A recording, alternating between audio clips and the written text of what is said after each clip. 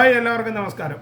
അപ്പോൾ ഇന്ന് വളരെ ദിവസങ്ങൾക്ക് ശേഷം ദിൽഷ പ്രസന്നൻ്റെ ഒരു വീഡിയോ കണ്ടു നോക്കാം. ദിൽഷയും ദിൽഷയുടെ സിസ്റ്ററിൻ്റെ കുട്ടിയും ചേർന്നുള്ള ഈ 2-3 വീഡിയോ ക്ലിപ്പുകൾ നമുക്കൊന്ന് കണ്ടു നോക്കാം.